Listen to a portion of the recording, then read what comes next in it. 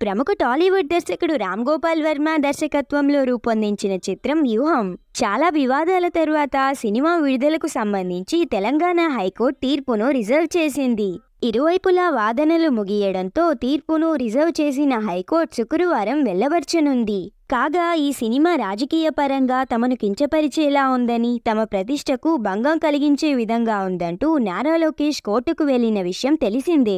దీంతో సిబిఎఫ్సి జారీ చేసిన సర్టిఫికేట్ను నిలిపివేస్తూ మధ్యంతర ఉత్తర్వులు జారీ అయ్యాయి. ఈ క్రమంలో సిబిఎఫ్సి జారీ చేసిన సర్టిఫికేట్ను నిలిపివేస్తూ ఇచ్చిన మధ్యంతర ఉత్తర్వులను తొలగించాలని సినిమా నిర్మాత తరపున న్యాయవాది హైకోర్టుకు విజ్ఞప్తి చేశారు. ఒకవేళ ఏపీలో ఎన్నికలపై ప్రభావం ఉంటుంది అనుకుంటే తెలంగాణలోనైనా విడుదలకు అనుమతి ఇవ్వాలని కోరారు. అయితే వ్యూహం నిర్మాత న్యాయవాది విజ్ఞప్తిపై నారా లోకేష్ తరపున న్యాయవాది అభ్యంతరం వ్యక్తం చేశారు.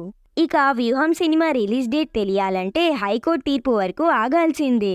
మరి వ్యూహం మూవీ కోసం ఎంతమంది ఎదురు చూస్తున్నారో కామెంట్స్లో తెలపండి. అలాగే వీడియో నచ్చితే ఒక లైక్ కొట్టి మా ఛానల్ని సబ్స్క్రైబ్ చేసుకోండి please. Thank you for watching.